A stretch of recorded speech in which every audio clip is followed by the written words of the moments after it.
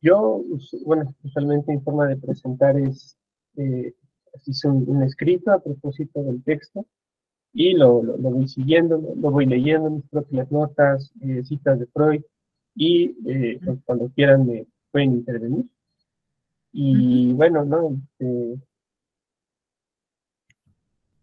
Sí, voy a comenzar.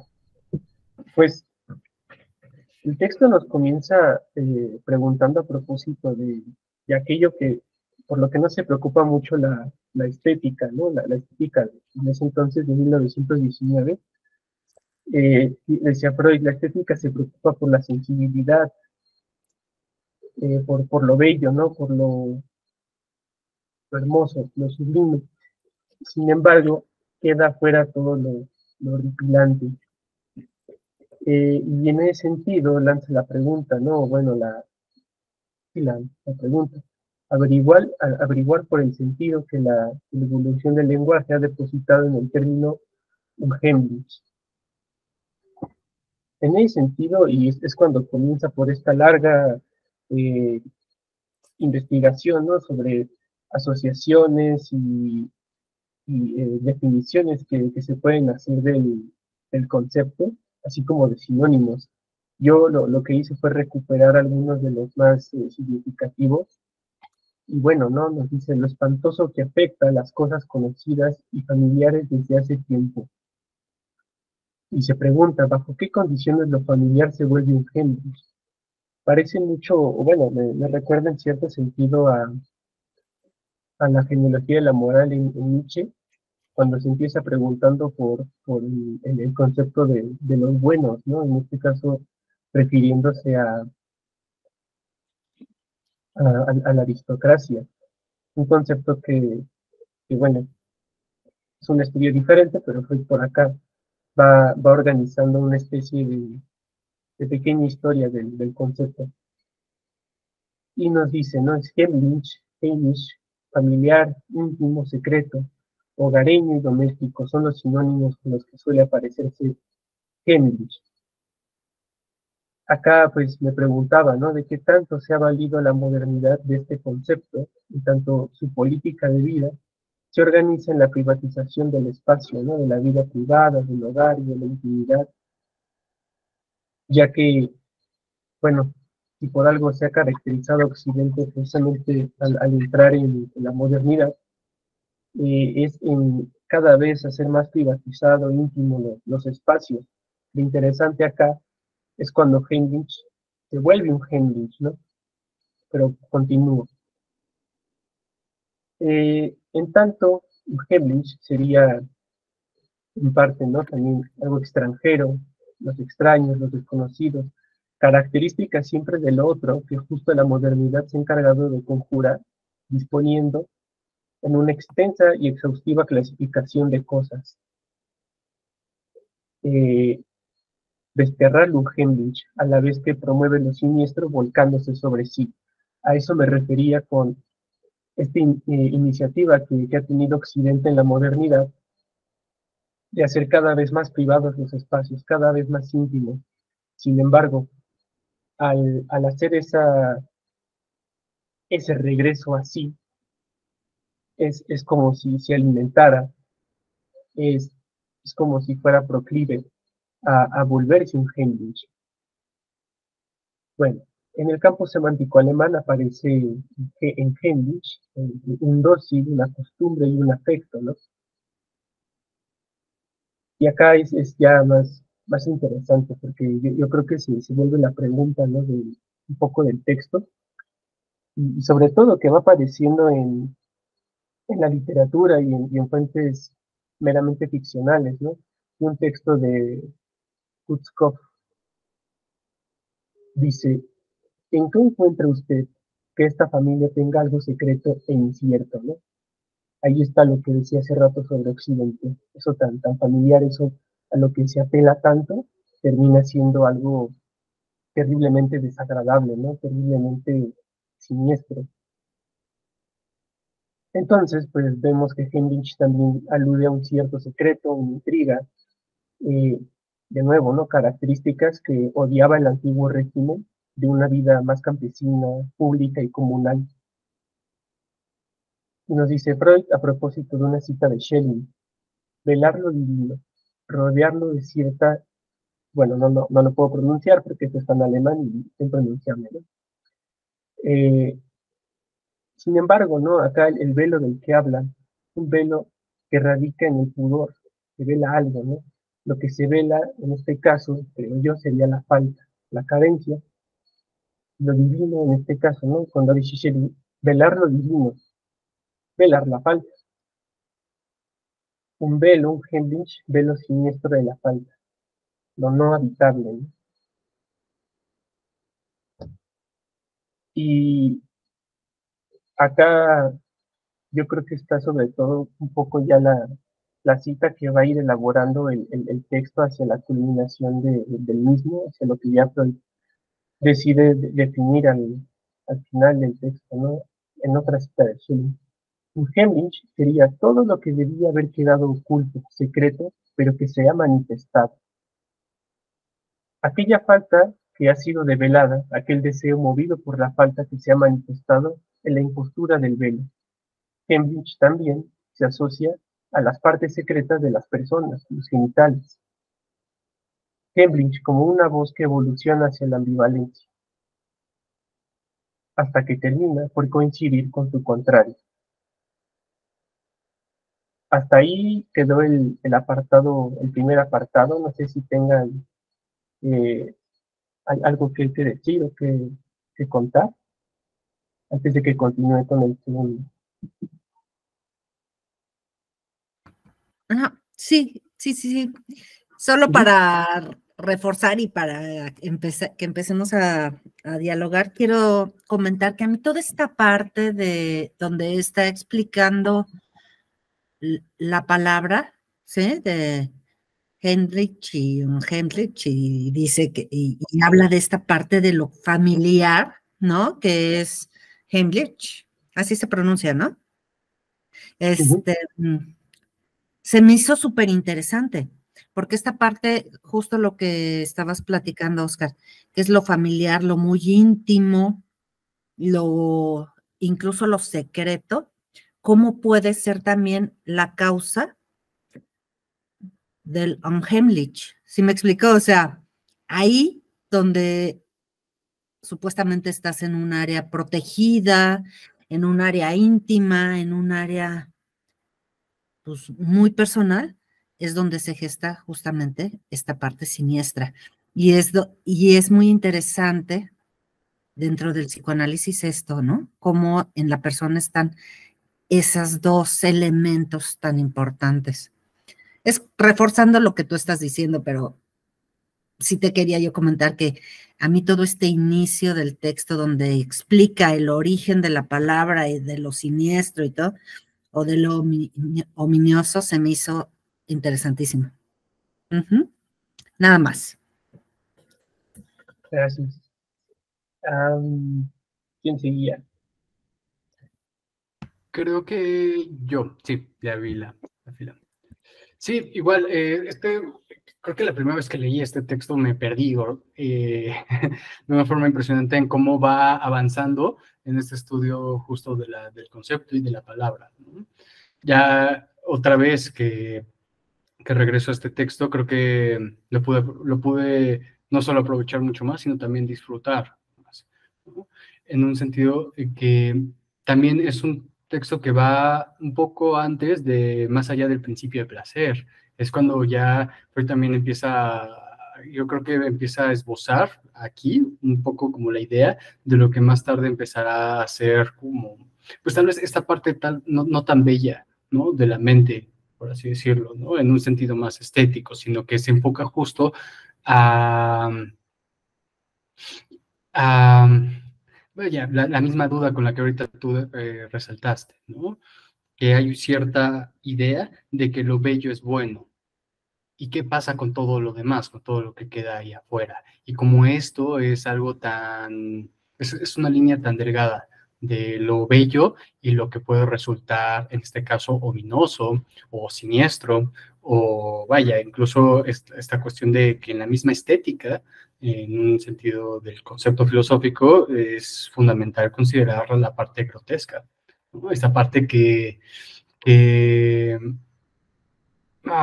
despierta mucho, incluso rechazo, pero que no deja de ser algo que atrae.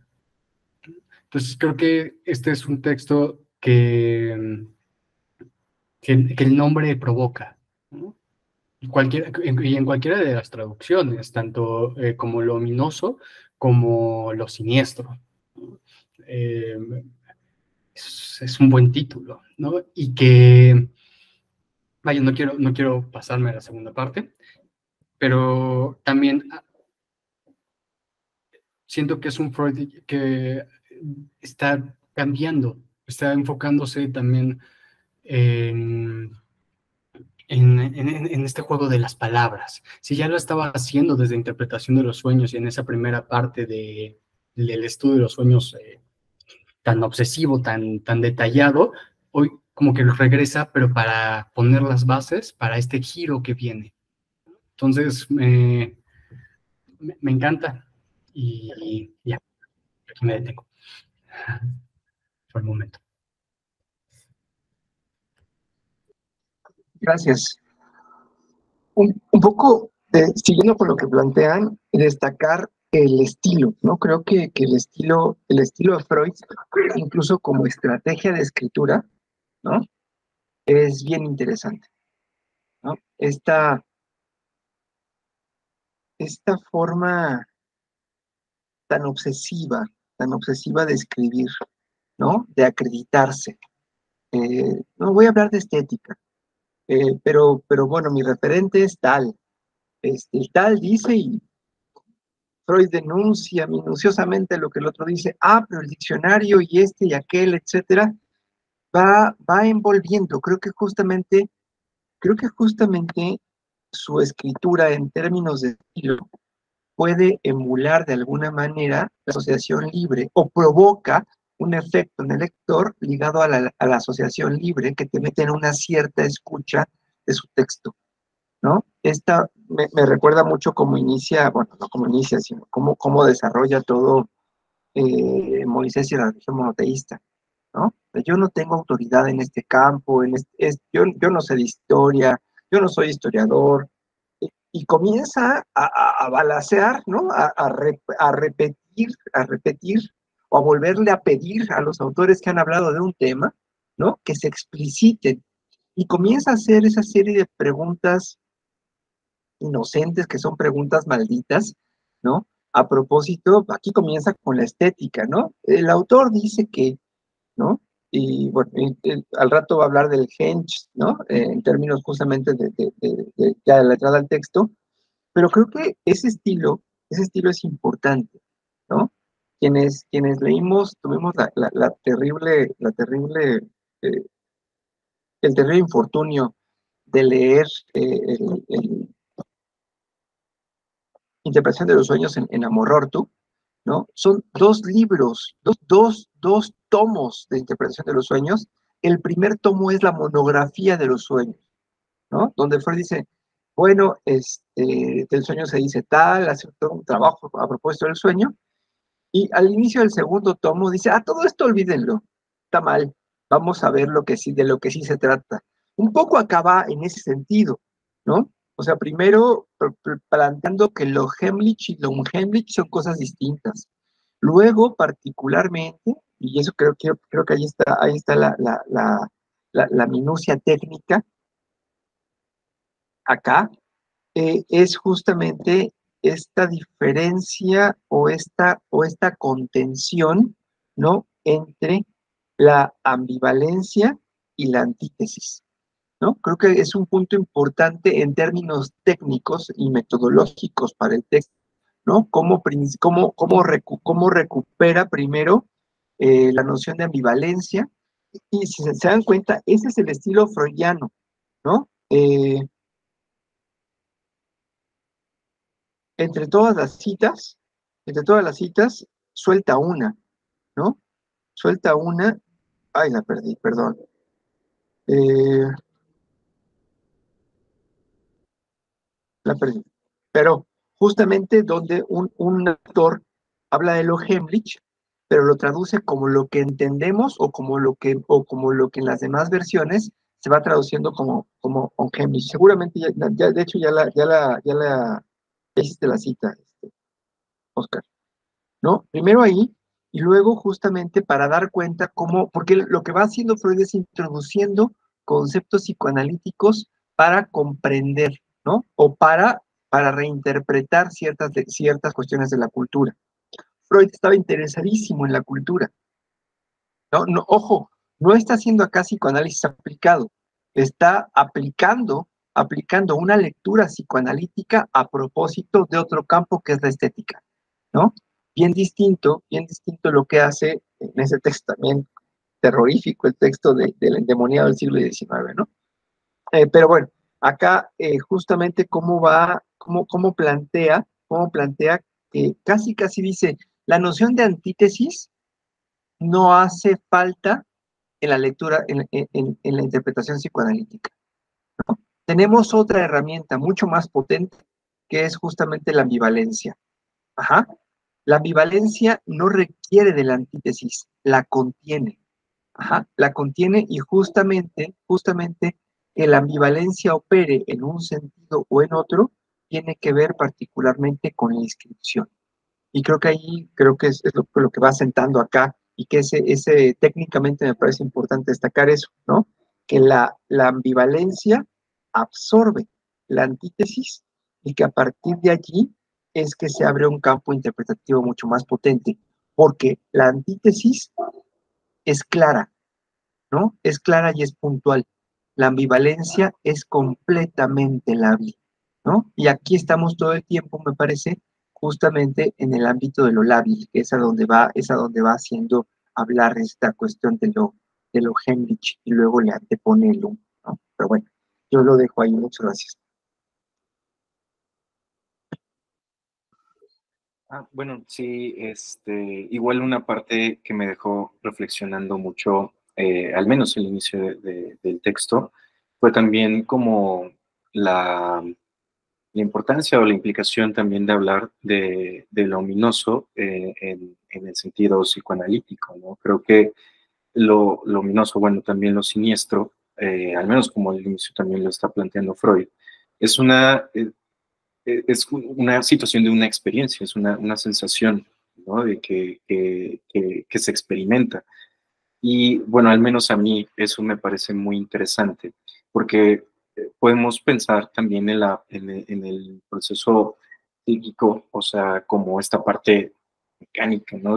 Como de pasos que se van siguiendo en la mente y así. Pero creo que algo que me gustó mucho del inicio del texto es justamente esta parte de la experiencia como física que se transforma también o que hace una referencia a algo psíquico, algo interno, ¿no? Y creo que esta parte habla, ¿no? De una experiencia que también llega a enajenar, ¿no? Al sujeto de alguna forma de la situación que sucede, ¿no? Más bien, que existe algo que enajena al sujeto y también algo que está luchando como para que eso retorne, ¿no? Que bueno, ya después se va a hablar de eso. Pero justamente esta idea, ¿no? Me pareció bien interesante porque, al menos a mí, creo que últimamente hemos estado, le comentaba a Felipe, ¿no? Hablando mucho también de la situación de la palabra, del juego de la palabra y así, pero a mí me pareció interesante también la idea de lo siniestro, porque también es algo que es corporal, algo que se siente, y eso me pareció muy interesante, y bueno, es algo que me dejó reflexionando, al menos en este inicio del texto. Uh-huh. Vale, muchas gracias. Y sí, haciendo una pequeña recopilación de lo que ha sido este primer apartado, y como ustedes también lo han expresado, eh, sí, de pronto el interés por explicar, ¿no? Creo que ese es donde va el texto, cómo es que de lo familiar se vira hacia lo siniestro. Y en ese sentido, pues es donde no alcanza una interpretación de tipo, más bien una explicación de tipo razonable, ¿no? Como podría como podría hacerlo una ciencia. Creo que acá hay un montón de cosas que se van dejando en el tintero y sobre todo creo que por ello es la apuesta principal a la literatura, ¿no? Que no cita, es decir, de textos filosóficos o textos de de otro talante, ¿no? Eh, bueno, continúo con el segundo apartado. De hecho, es, bueno, ya donde nos comienza a hablar a propósito de los objetos animados, ¿no? Las representaciones humanas forzadas, ¿no? Los autómatas, y a propósito del hombre de arena, y la mutilación de los ojos. Y dice Freud, en el transcurso del cuento de Hoffman se disipa esa duda y nos damos cuenta de que el poeta quiere hacernos mirar a nosotros mismos a través del diabólico anteojo del óptico, o que quizá también él mismo en persona haya enviado por uno de esos instrumentos, haya mirado, perdón, por uno de esos instrumentos. Acá, no sé, me recordó muchísimo a Nietzsche y a Foucault sobre creo, no me acuerdo bien, creo que es en el pensamiento de la fuera, sobre este ritual de paso que se hacía en la antigua Grecia para mirar a través de los ojos de la máscara de Dionisio y encontrarse con la nada, encontrarse con la oscuridad.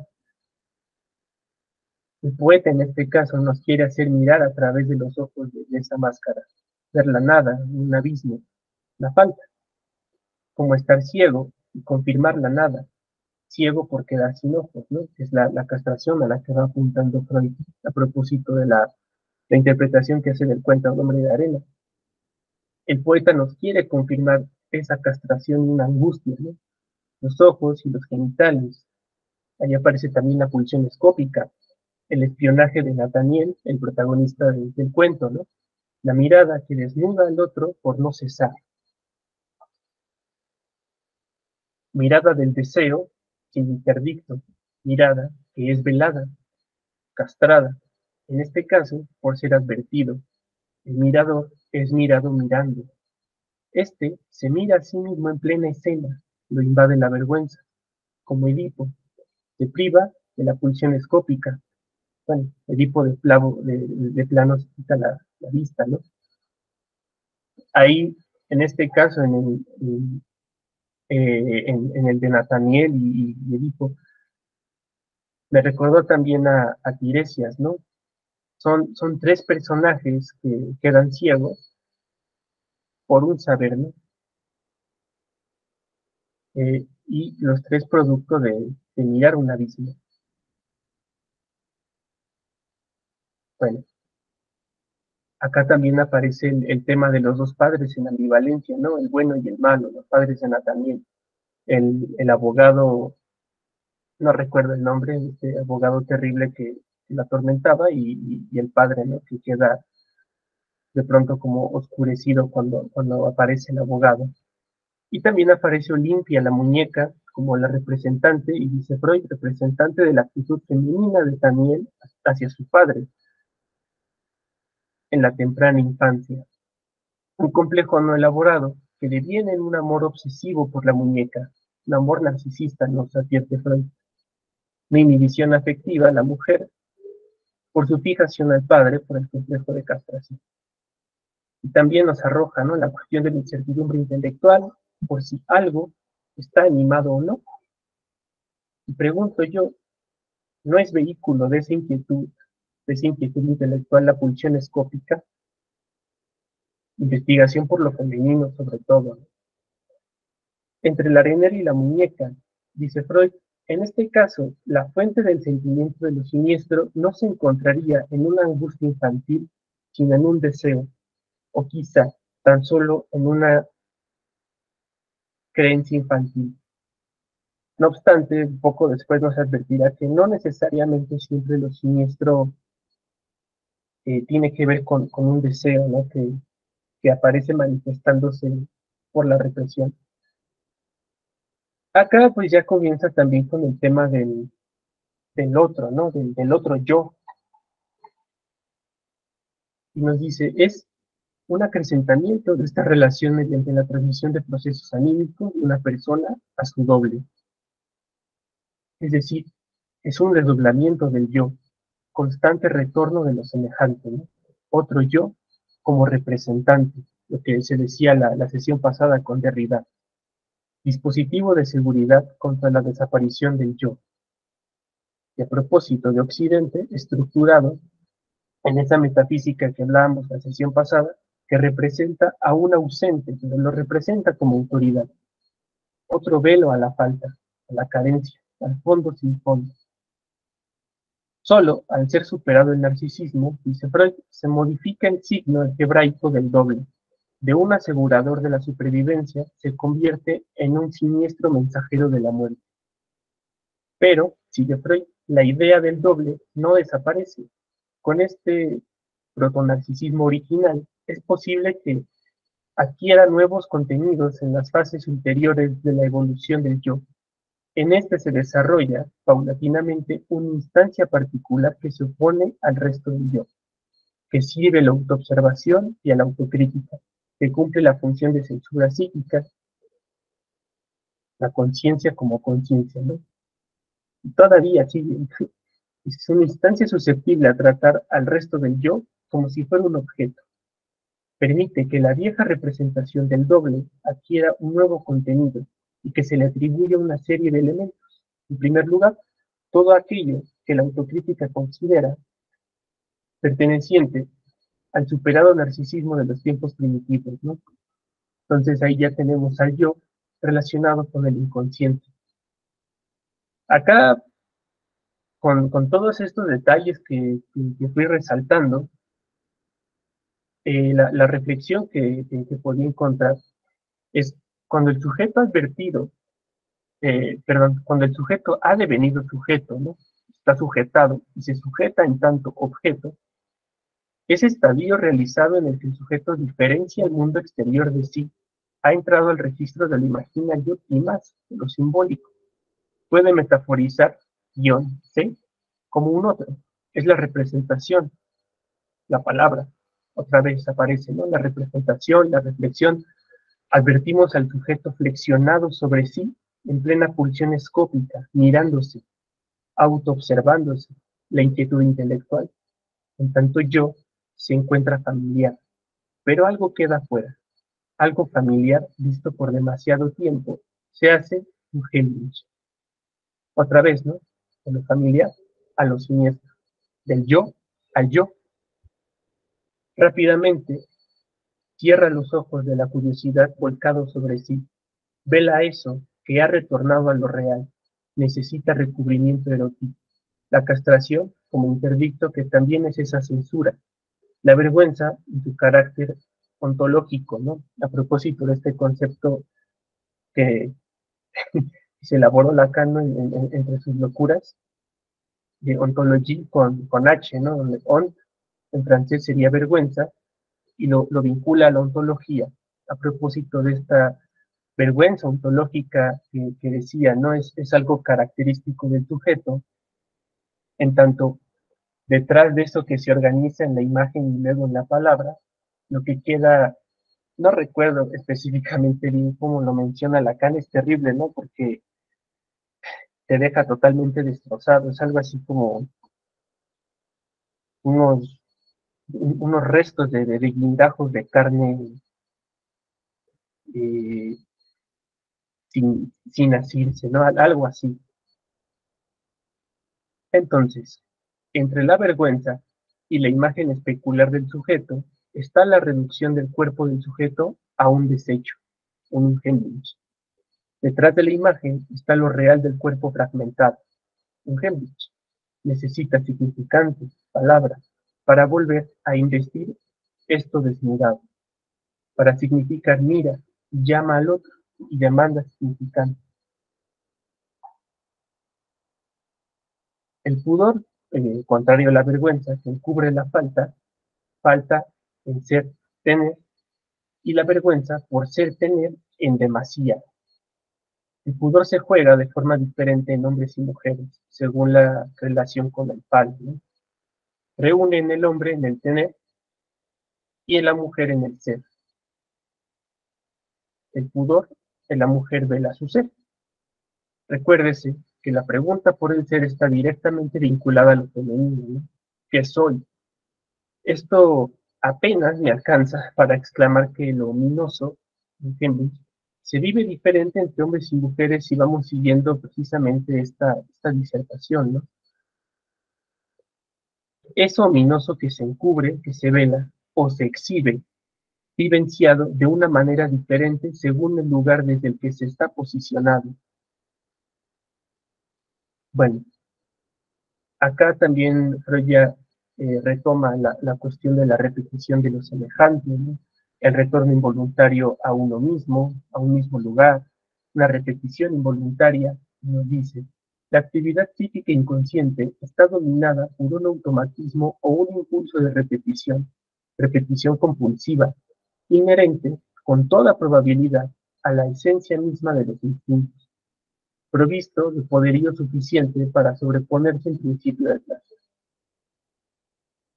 Se sentirá como siniestro todo aquello que sea susceptible de evocar este impulso de repetición.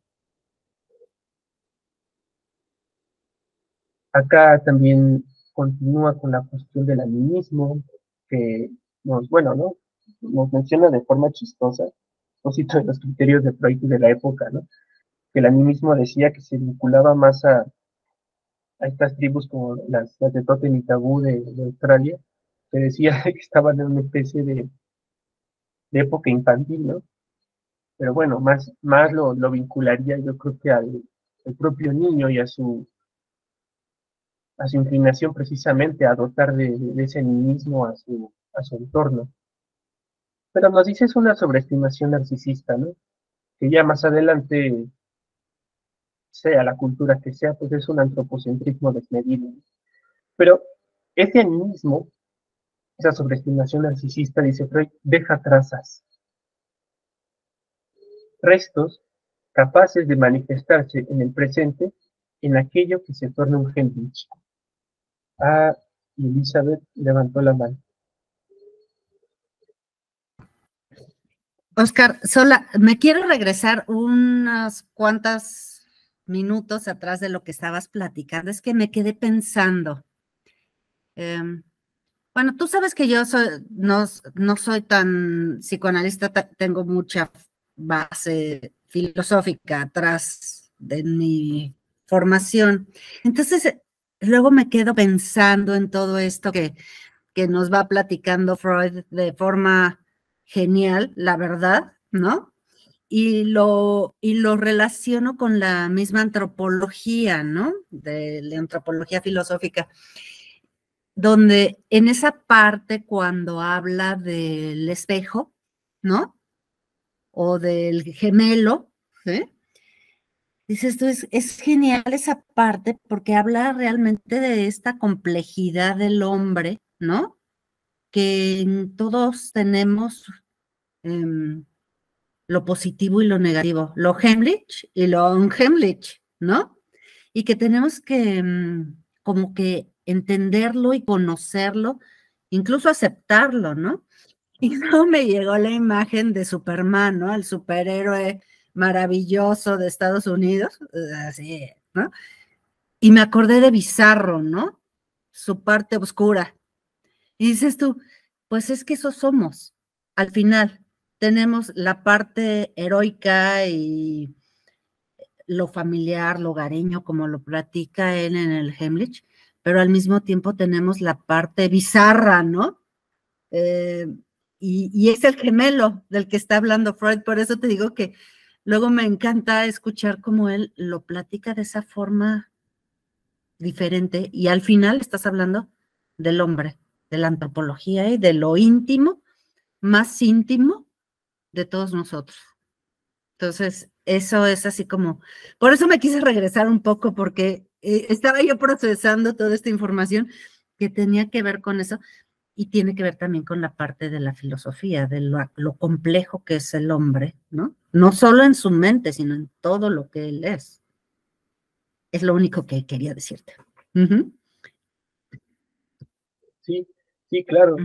Pues lo que mencionas, ¿no? Es lo que nos decía Alejandra hace rato, que esa tensión y ese ir y venir entre el uno y el otro es pues mucho más comprensible en términos de la ambivalencia.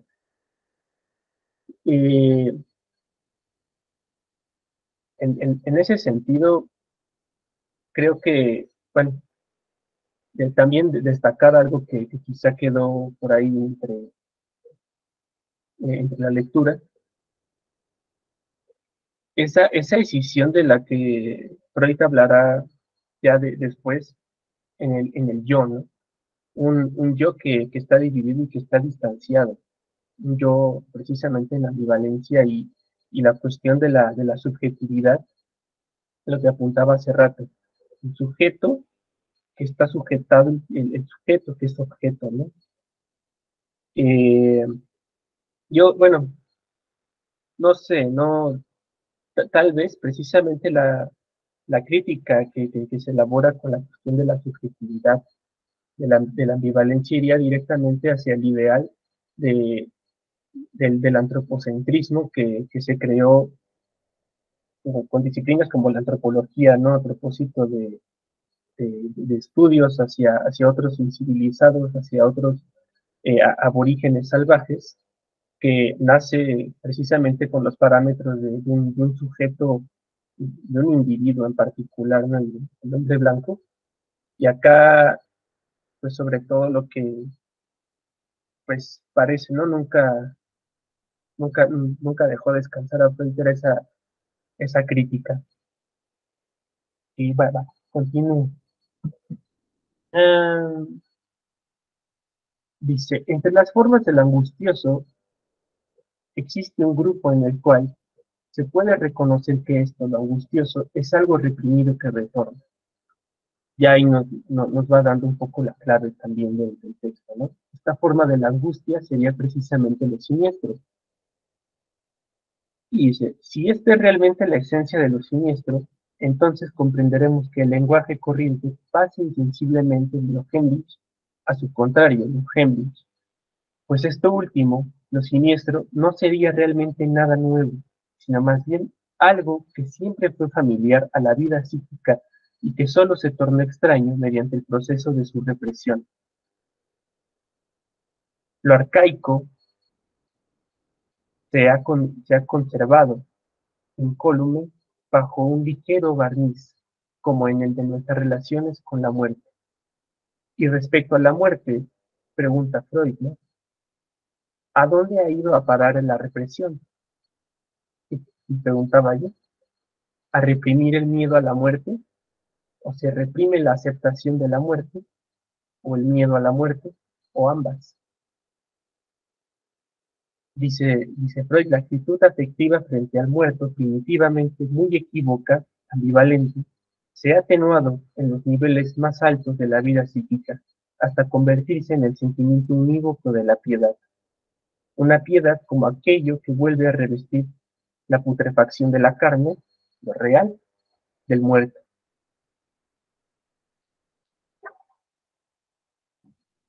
Nos habla un poco ya después de la tapofobia, ¿no? Este miedo a ser enterrado vivo.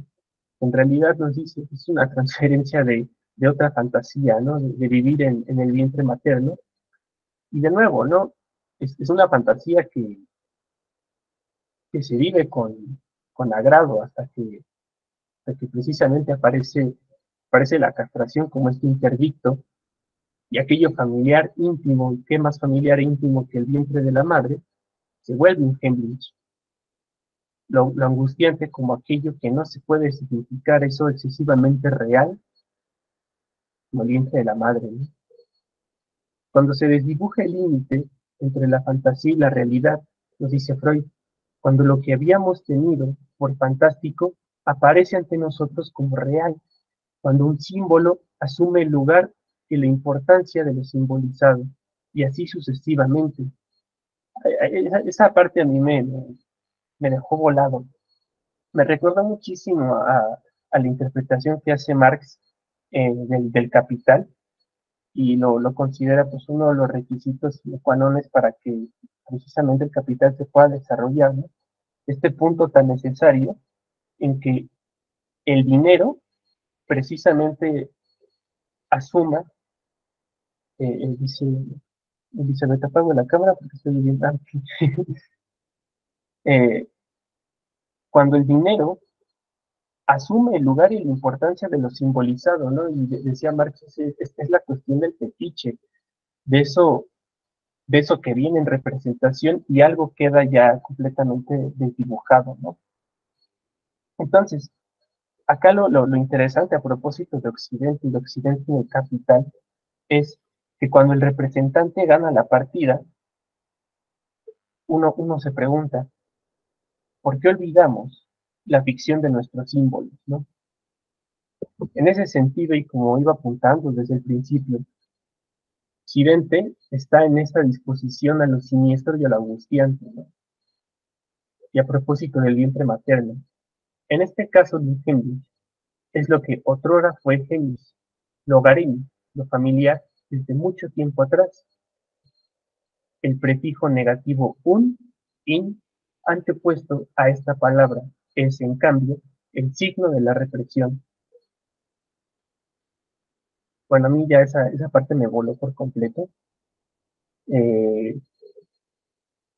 Digo, acá lo más interesante es que de lo que va dando cuenta Freud es que la cuestión del lenguaje tiene unas raíces tan impregnadas en el sujeto, ¿no? Lo estructura, lo, lo hace, tanto al grado de representar de alguna forma, precisamente con un prefijo, eh, aquello que finalmente necesita de tener, aunque sea una especie de salvataje en palabra, ¿no?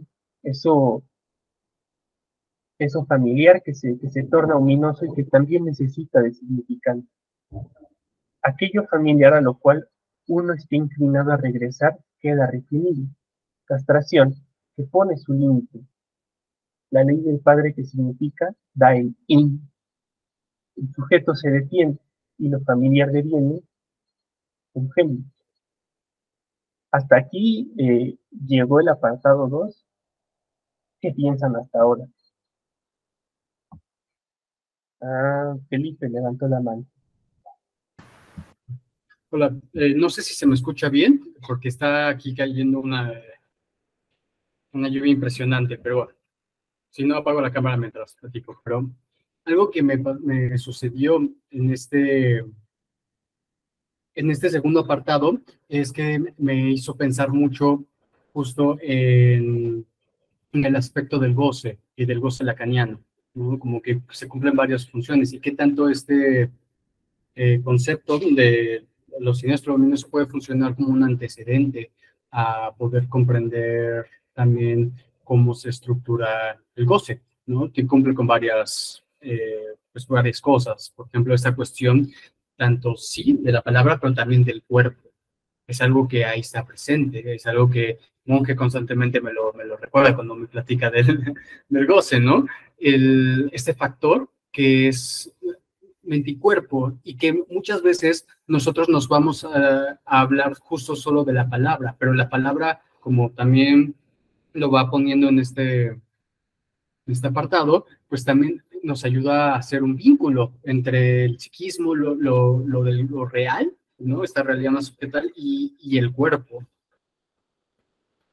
que de alguna manera, ¿no? Y esto lo he estado pensando más y lo he estado trabajando desde el libro de Sublime Objeto de la Ideología, de Zizek, como una cuestión también ¿cómo se llama? De un núcleo traumático, ¿no? De lo real, de eso tan arcaico que queda registrado, más no representado en el sujeto, pero que funciona como sí, un núcleo traumático de lo real que sujeta a la persona a este mundo más, pues vaya, a la realidad, ¿no? Como tal, pero que a partir de este traumático genera, pues que está muy fuerte. Lluvia. ¿En qué estaba? Ah, sí. Y que, aquí hasta lo anoté, aquí está. Sí, y que lo siniestro no sería realmente nada nuevo, sino más bien algo que siempre fue familiar a la vida psíquica y que solo se tornó extraño mediante el proceso de su represión y también, tal vez, cuando viene esta parte del goce de la repetición, de cómo no es, eh, vaya, no pasa por la conciencia todo este aspecto. Incluso muchas veces este aspecto del goce no pasa la conciencia, uno no se da cuenta, pero cuando se da cuenta resulta en algo completamente, vaya, es el peso de una interpretación, ¿no? Analítica, el, el poderlo ver. Hace poco me llegó un caso, ¿no?, donde surgió algo muy peculiar y que denota otro aspecto, que es la parte individual de lo siniestro, ¿no? Como lo ominoso o lo siniestro es algo distinto para cada uno de nosotros, ¿no? Dependerá completamente de nuestra historia. Y en este caso, era una persona que bueno, que llegó por mucha preocupación de su salud física, pero a un nivel de que no le permite realmente hacer muchas actividades por este temor, ¿no? A que ya sea que se enferme o ya sea que surja algún accidente.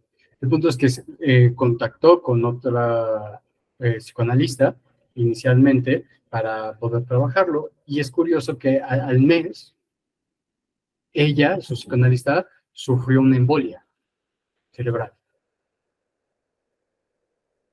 Ya se imaginarán, o sea, a su analista le sucedió justamente eso que él teme y que pues él se esperó que se pudiera recuperar, tuvieron una sesión así que cuando la vio, pues ya la vio con sus secuelas de lo que le había sucedido y que para él resultó algo completamente terrorífico. O sea, no pudo volver a verla, ¿no? O sea, de plano se negó por completo por toda la angustia que esto despertó. Y entonces ya lo llevó conmigo, pero fue una cuestión, eh, vaya, hasta se ha trabajado en la sesión su temor a que yo me enferme, porque ahora se atribuye a sí mismo en momentos esa capacidad de enfermar a las personas. Ese era su miedo anteriormente y parece que se le cumplió. Entonces ahora está, pues, me parece algo muy interesante que a lo largo de este segundo apartado, eh, cuando lo venía leyendo, a mí pues bueno, por eso que lo relacioné, creo que es algo interesante. Gracias, Felipe. Alex, por favor.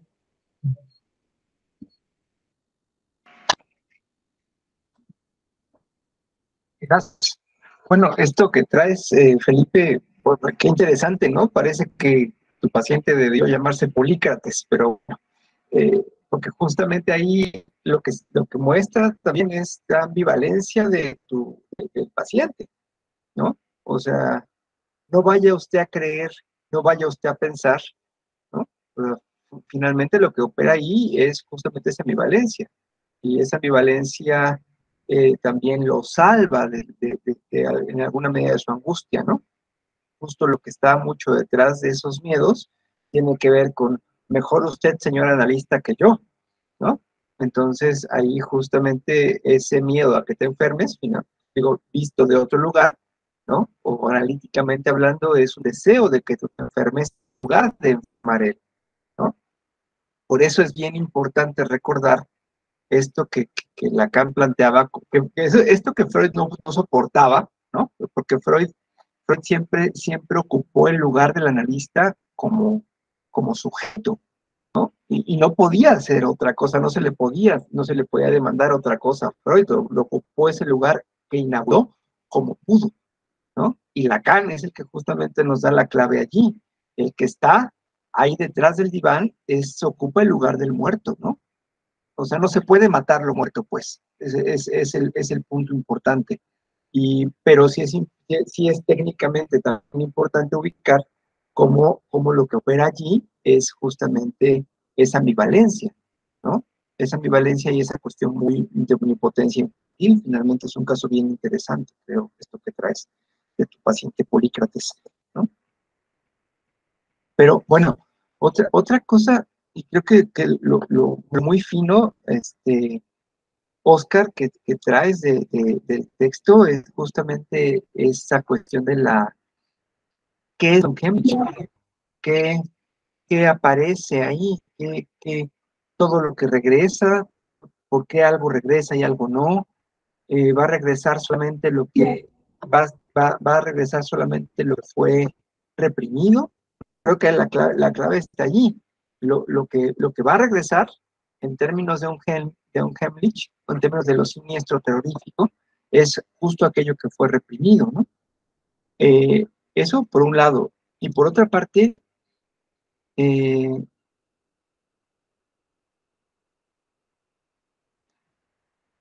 la referencia a lo familiar, ¿no? A ver, vamos a decirlo así, mal, como suelo decir las cosas, ¿no? Pues para romperte la madre nadie como tu familia, ¿no? O sea, eso es un hecho. O sea, todos estamos en la vida, ¿no? Cargando justamente cicatrices familiares. O sea, todos somos portadores en un sentido o en otro de la incompletez de la familia, ¿no? De lo familiar. Pero justamente eso nos lleva a una cuestión muy analítica, ¿no? ¿Quién soporta realmente lo familiar? ¿Realmente estamos tan cómodos como pretendemos con lo familiar? ¿Realmente lo familiar representa ese lugar seguro, eso cómodo? Parece que no, parece que lo familiar es terriblemente impúdico. Eso familiar es lo que tiene que ser velado, cubierto, ¿no? Y justo ahí están las buenas funciones del yo, que como Freud bien planteó, es muy poca cosa, pero es la poca cosa que tenemos para irlo librando, ¿no? Entonces, justamente el yo lo que comienza a hacer es operar esos velos o a cubrir esos velos, a poner pudor ahí donde hay impudicia, ¿no? Justamente lo familiar, lo más Heimlich, es lo más impúdico que hay. Allí están nuestros recuerdos infantiles, allí están nuestros acercamientos incestuosos, allí están las seducciones, pasan justamente en el campo de la familia, y eso es Don Hemlich, ¿no? Que tuvo que ser reprimido justamente porque es terriblemente impúdico. Acá creo que el giro que va haciendo Freud es justamente, el giro que va operando Freud es una reflexión a propósito, bueno, hay que recordar el antihumanismo freudiano, ¿no? Allí donde el humanismo plantea que la familia es el pilar de la sociedad, ¿no? Freud dice, híjole, sí, pero también es justamente terriblemente impúdica.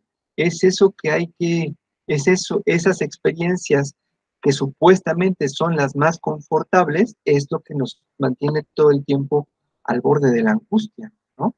En un sentido general, pero particularmente, eh, bueno, cuento una viñeta clínica, ¿no? Que me parece que uno se espanta cuando escucha justamente en el trabajo clínico cuestiones tan, tan del texto, ¿no? Uno se queda así como que, ¿cómo es posible que Freud haya visto tanto y haya tenido esta claridad tan punzante, tan hiriente, ¿no?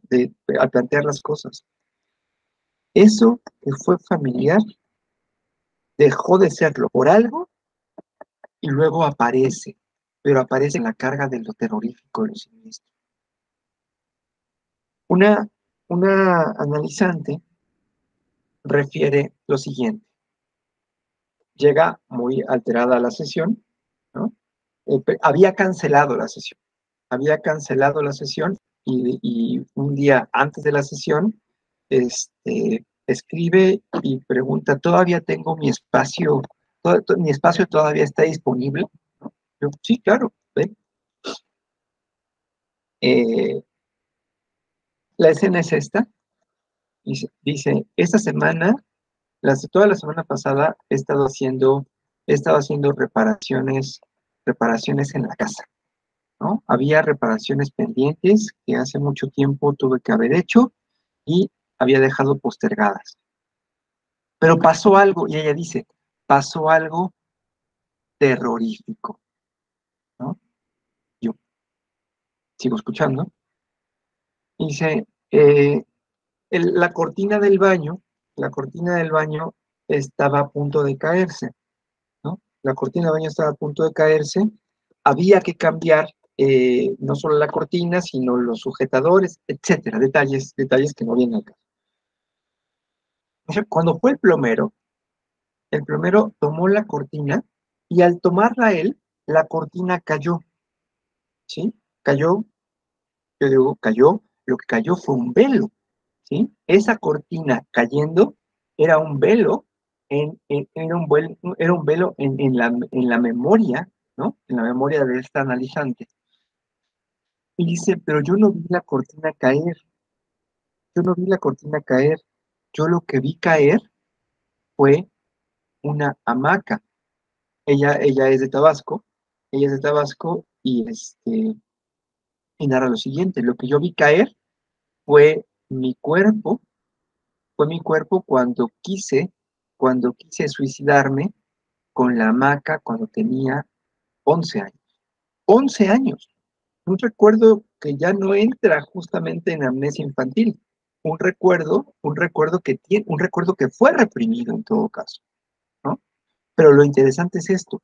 Algo del presente cae, ¿no? Y lo que aparece es justamente algo del orden de lo reprimido, ¿sí? Pero aparece justamente como Unheimlich. Nada para ella había sido más familiar en el sentido más grotesco de la palabra. Nada había sido más familiar que esa hamaca.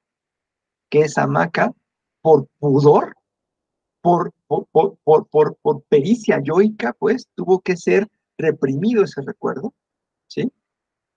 Y traía justamente eso, ¿no? O sea, yo me amarré a la hamaca, me dejé caer, ¿no? Pero se zafó la alcayata que sostenía la hamaca, ¿no? La elaboración, bueno, comenzar la elaboración del análisis ahí, ¿no? Pero justamente creo que esta viñeta, pues trae justamente esa así prístina vigencia de un texto como este a propósito justamente de lo terrorífico y lo siniestro, ¿no? Lo quería compartir. Gracias.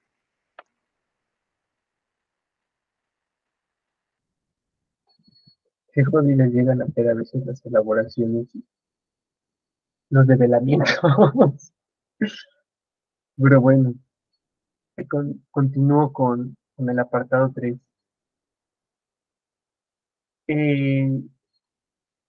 Hemlich retorna de la represión, ¿no?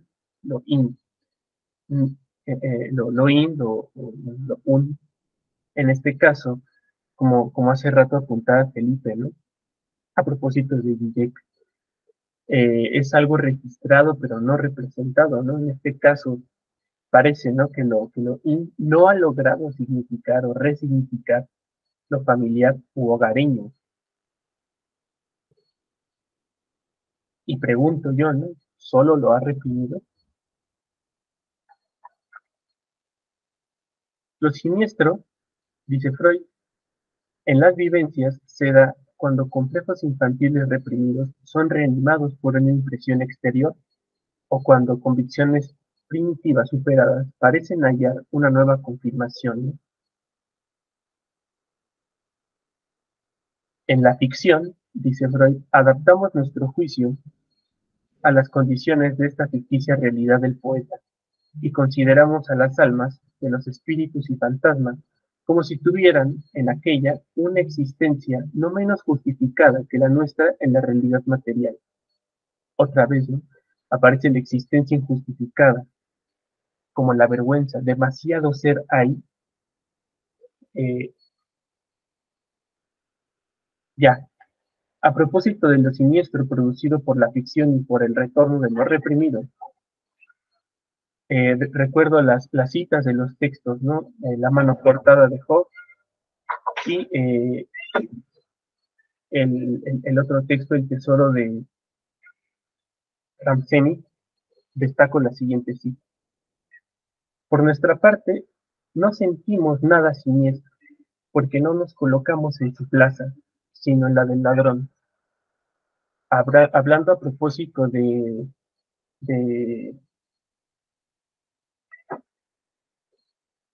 la chica esta, ¿no? Ahí hay muchos de los desplazamientos subjetivos que se realizan en el análisis de la novela, y digo yo, en el análisis de la novela familiar del neurótico, de esa ficción construida de vivencias reales. En la narración, preguntó Freud alguna vez, ¿qué lugar ocupa el desorden del que te quejas? Cuando le preguntó a Dora. Del mismo modo, en el caso de la función escópica, Dunhemlich se vivencia de forma diferente a según el lugar, el emplazamiento que ocupe el sujeto que mira, desde donde se mira, desde donde se es mirado.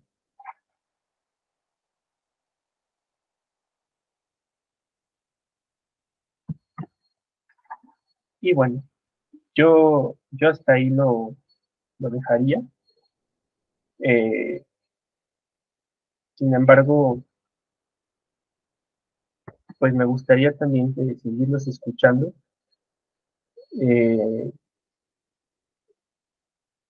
¿Qué más? Les dejé el texto.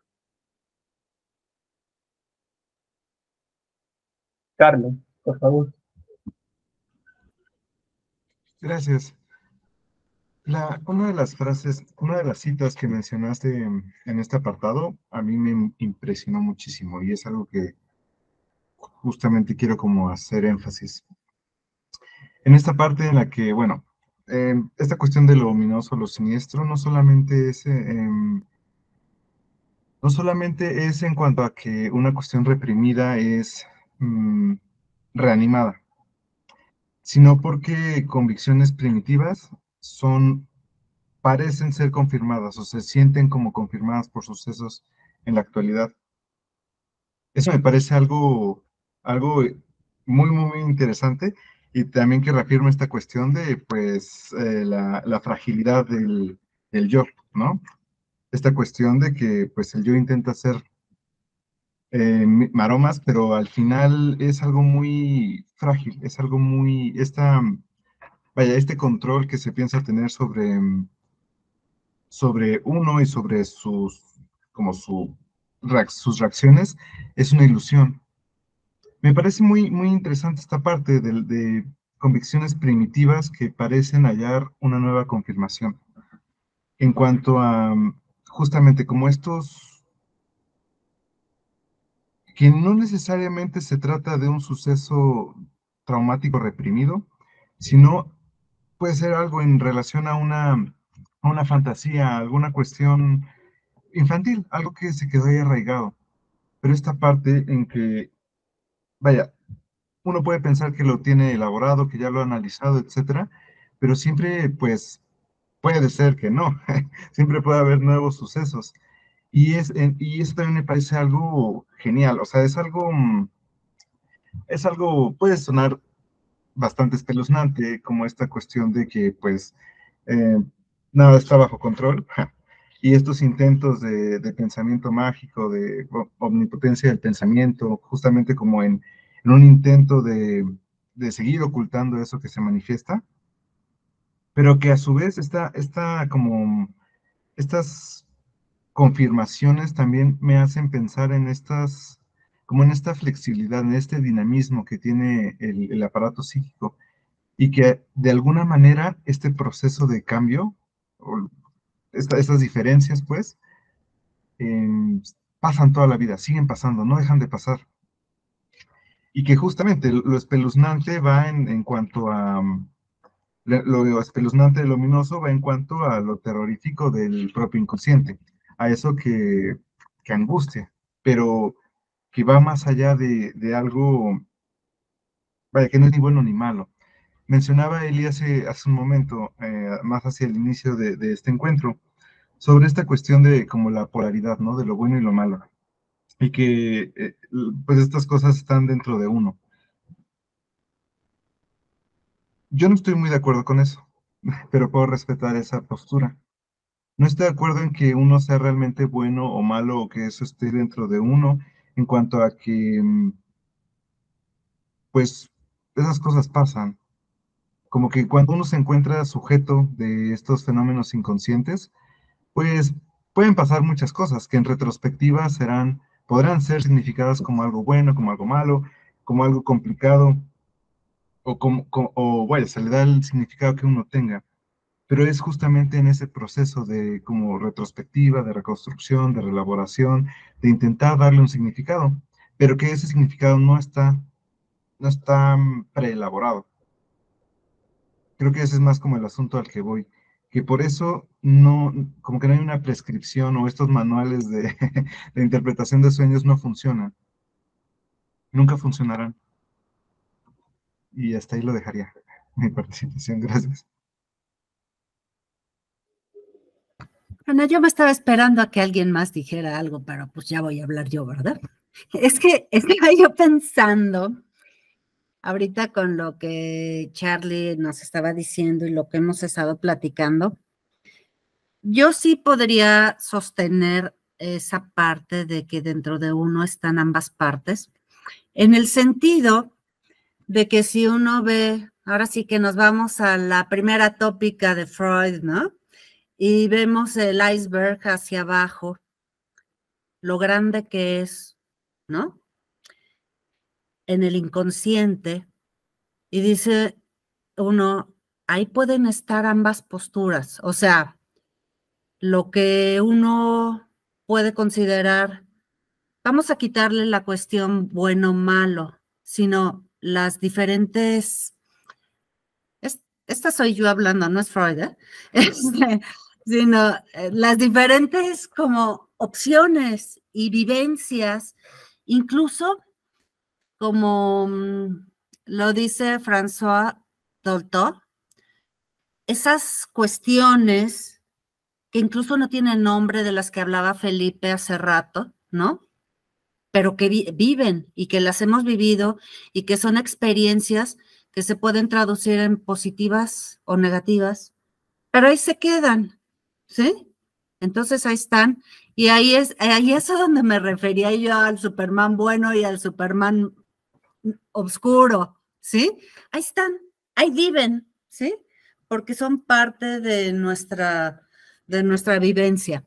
Sin embargo, algo que sí creo también es que conforme va pasando el tiempo, en esta parte del yo y ya del preconsciente y del consciente, uno puede ir elaborando y eligiendo diferentes opciones de vida. No estamos terminados, siempre estamos en un devenir hacia adelante y mirando hacia el futuro. Entonces, no somos productos terminados, no somos cuestiones rígidas, pero en algún momento dado, lo siniestro, digamos, que hay en nuestro inconsciente pudiera salir o asomarse, ¿no? Y se puede asomar en una pesadilla, en una regresión, en una cuestión como las que ha narrado la paciente o la analizante de Felipe y también la analizante de Alex Solarte, que dices tú, ok, me regresé a aquello siniestro de mi inconsciente muy profundo, ¿no? Y sin embargo, no estamos determinados. Es más, qué bueno que en el análisis salgan esas cuestiones, porque entonces sí nos podemos acercar a lo que planteaba Sócrates, ¿no? Del conócete a ti mismo. Conócete a ti mismo para poder manejar mejor ese tipo de cuestiones que son parte de la vida de todos nosotros. Pero en nosotros hay el Heimlich y el Unheimlich. No podemos, es como, ¿cómo se llama? El Mr. Hyde y todo eso. O sea, ahí están metidos dentro de nosotros todo el tiempo nuestros ángeles y nuestros demonios, digamos, y es lo que tenemos que vivir. Pero ahí están. Pero no nos determinan al 100. Así nos pueden ir, se pueden presentar o no, se pueden cargar hacia un lado o hacia el otro, depende de cómo lo manejemos. Eso pienso. ¿Sí me explico? Y bueno, esa es mi participación por ahora. Sí, sí, de hecho, lo que yo destaco de ambas participaciones, porque irán por ahí, es esta cuestión a propósito de los emplazamientos, ¿no? Del lugar que está ocupando el sujeto, el lugar que está ocupando el yo, en el momento en el que enuncia algo, no es un lugar de enunciación. Y en ese sentido, a propósito de estos emplazamientos subjetivos, es que aparecerá o no, a veces también producto de eso real que siempre sale al paso, ¿no?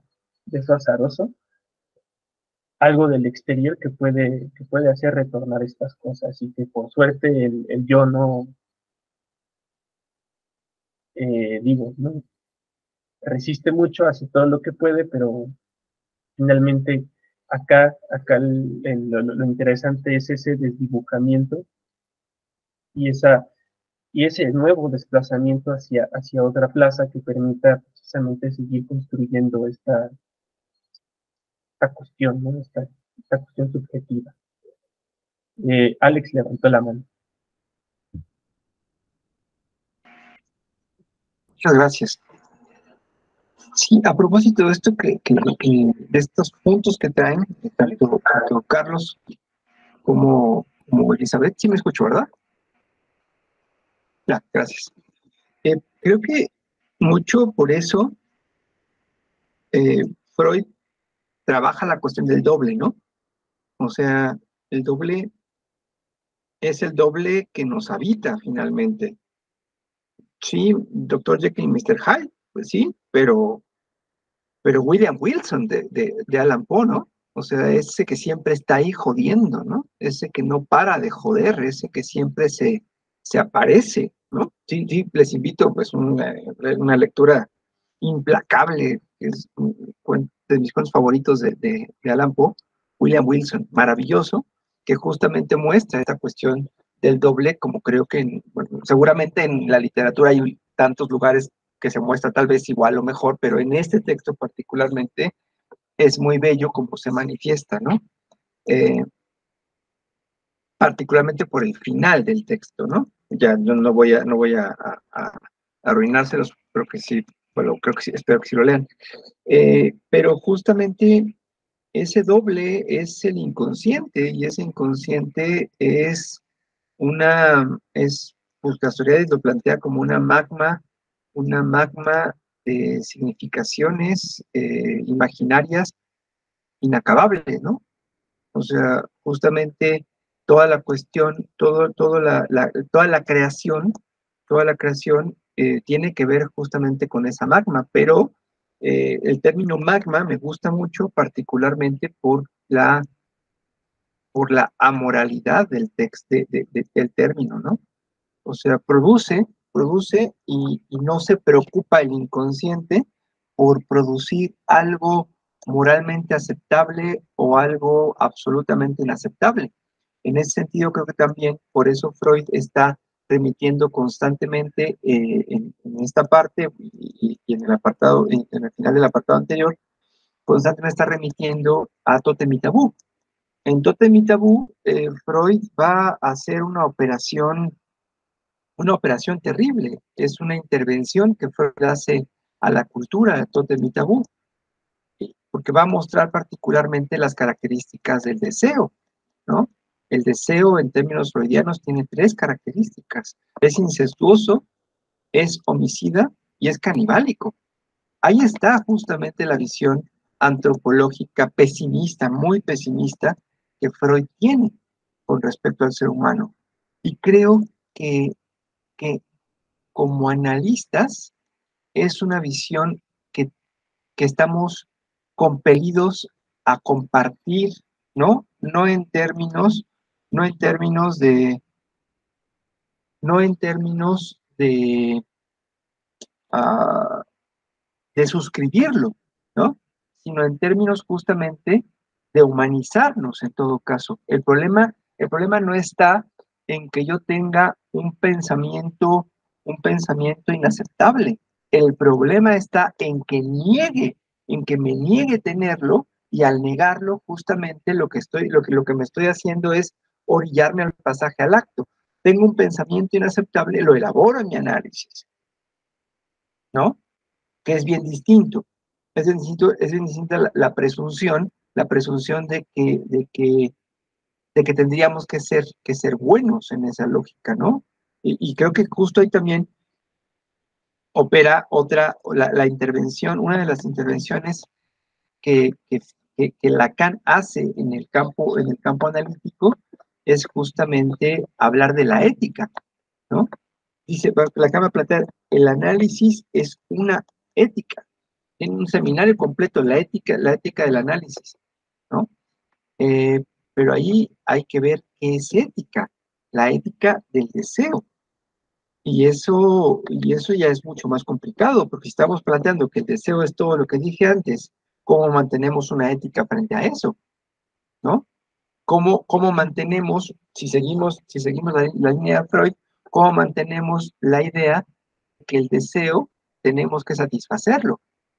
Ahí está yo haciendo todo lo que puede, haciendo los malabares y marometas que puede hacer, ¿no? No se trata de negar eso, no se trata de reprimir eso, se trata de encauzar eso de alguna manera aceptable o viable, y Hoffman hizo El hombre de la arena y los noctámbulos, ¿no? Con eso que le surgió. Finalmente creo que la pregunta es, ¿qué hacemos nosotros o qué podemos hacer nosotros en esa lógica? Estamos obligados a una suerte de creación también, ¿no? Me parece. Pero sí, creo que justamente esto que Freud trabaja a propósito del doble, pues tiene que ver con eso. El doble no es algo que se nos aparezca. El doble es algo que nos constituye, es algo frente a lo cual nos constituimos. Y ese doble es justamente la dimensión inaceptable de nuestro propio inconsciente, ¿no? Yo lo dejaría por ahí.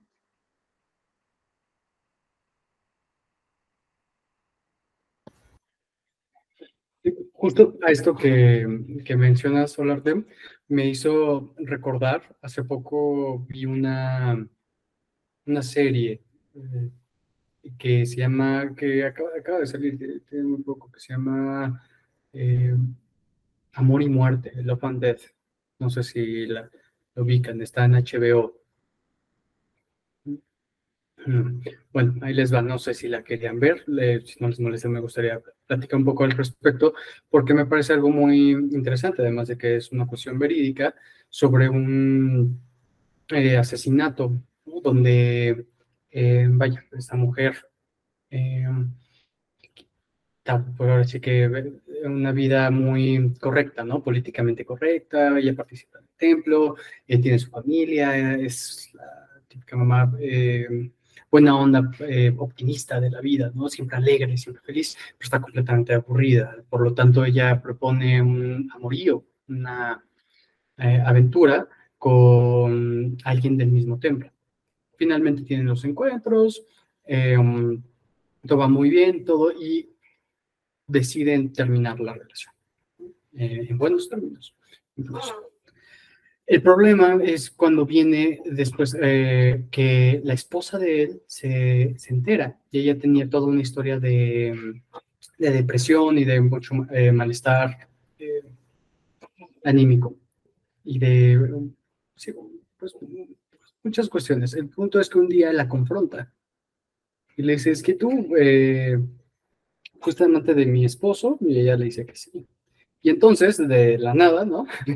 Esta mujer, la esposa, saca un hacha y la amenaza y le dice que nunca se le acerque y todo, ¿no? El punto es que la protagonista le dice, sí, sí, sí, ¿no? Quédatelo, ¿no? No, no, no, ahí muere. Y se le ocurre ponerle su mano en el hombro y decirle, de verdad, una disculpa, no quería hacer daño. La desquicia por completo a la otra y por lo tanto la ataca con la hacha, ¿no? Ella no, pues vaya, se ve que forcejean y todo y finalmente quien sale librada de esta batalla es la protagonista, la amante en este caso, ¿no?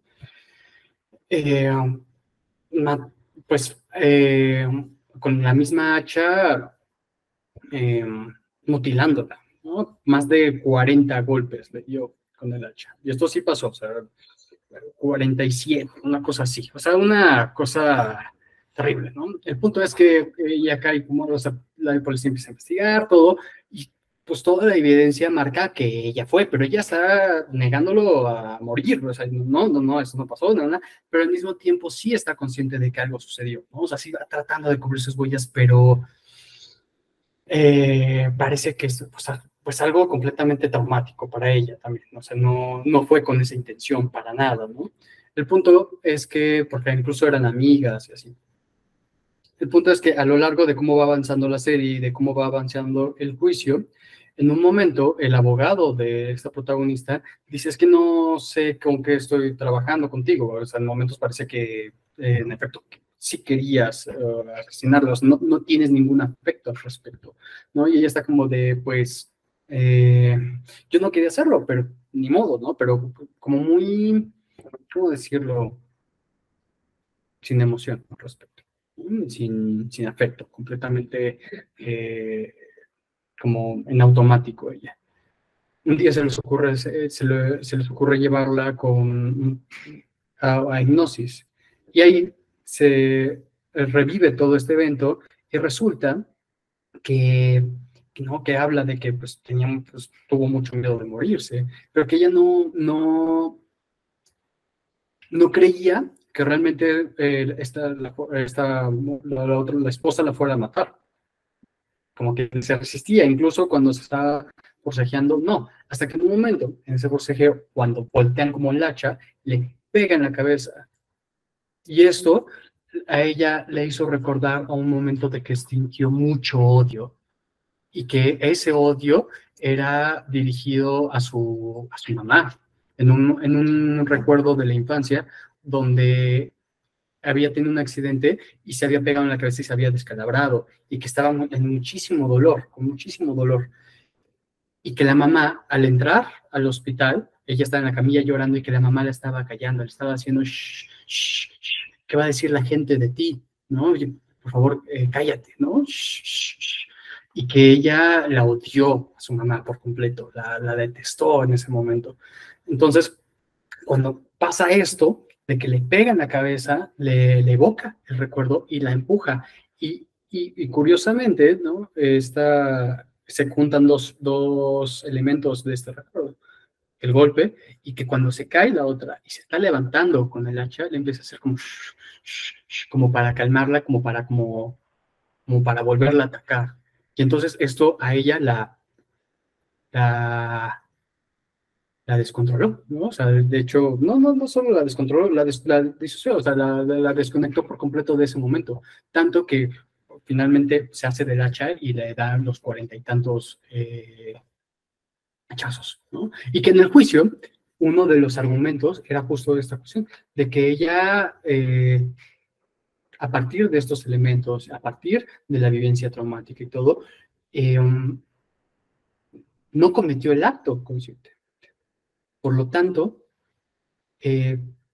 no podía ser culpable de estas acciones. Me parece muy interesante porque incluso en la historia y todo, o sea, no solo en la historia de la película, en el antecedente real de este caso, se le declaró inocente, porque en efecto no fue algo ni planeado ni nada, porque fue completamente en automático y en defensa personal. Entonces, creo que eso fue bueno, fue malo, la convierte en un asesino, no sé, pero ahí creo que viene justo este factor de cierta escucha que se tiene en un análisis, donde ciertas acciones que podrían parecer por completo inmorales, ¿no? En este caso un asesinato o hasta en un momento su acción. Entonces estaba asesinando a su mamá, ¿no? O sea, como en este deseo de asesinar a su madre desplazado, pues tal vez, ¿no? O sea, pero justo en la escucha analítica, bien o mal, ¿no? Sino justamente en un interés de cómo es que se llegó, cómo es que se llega ahí, ¿no? Y que al elaborar estos recuerdos y estas vivencias, justo lo que puede permitir es que no se pasen a estas situaciones a rato, ¿no? Que pueda haber ese freno a partir de la palabra, ¿no? Y de la representación. Bien. Perdónenla. No, no, no. No, de hecho, pues otra vez, ¿no? Es que lo chistoso de lo que se mencionaba hace rato, ¿no? También ahí lo que se muestra es esta ambivalencia. Yo no quería, sin embargo, como decía Alex hace rato, el pasaje al acto finalmente ahí está, a causa precisamente de algo que no se elabora, ¿no? De algo que queda ahí. Y en ese sentido, pues recordaba un pasaje del Malestar en la Cultura en el que Freud decía, ¿no? Que la cultura debía de al menos garantizar que el sujeto pueda, y hablando precisamente de la familia, ¿no? Que pueda salir de su entorno familiar y que pueda a, acceder a otro registro en el que incluso el sujeto cree una nueva familia, ¿no? Sin embargo, las condiciones económicas, eh, culturales en este caso, en el caso del texto, no lo hacen, precisamente todo lo contrario, o sea, al contrario, y es lo que trataba de apuntar desde el principio en el texto, ¿no? Es como si la cultura en Occidente lo que hiciera constantemente es regresar al sujeto, al seno familiar, a aquello que le es muy común, aquello que le es muy hogareño. Bueno, en algún punto es el principio del nazismo, ¿no? Es el punto identitario que, como decía Foucault creo que en la genealogía del racismo, a propósito de que Alemania no estaba maldita, ¿no? Los alemanes no son unos malditos por ser alemanes y estaba en su gen de venir en ese monstruo del holocausto, sino que es algo inherente a Occidente en la forma en la que está así construido. Y es ahí más o menos donde apuntaba hace rato la pregunta, ¿no? ¿Por qué, por qué Occidente de pronto olvida precisamente sus símbolos y sus ficciones, ¿no? ¿En qué momento es que Occidente quita esa, esa impronta y estos representantes a los que siendo autoridades se vuelven algo precisamente tan pues, opresivo que, bueno, ¿no? Decía hace rato Alex, perdón, me distraje otra vez. Eh, ya, se vuelve algo tan opresivo que precisamente aquello que sería la satisfacción del deseo con cierta ética se vuelve algo completamente imposible en tanto eso que se desea es inaceptable, en tanto eso que se desea no se soporta, ¿no? No se puede llegar a la cultura con un incesto. No obstante, pues acá lo extraño, ¿no? Lo angustiante hasta cierto punto es en qué medida en la cultura, así como está estructurada, se podría plantear una, una forma diferente de elaborar esto inaceptable, ¿no? Yo no tendría nada que agregar. Pues les agradezco a todos la escucha y la atención y la participación.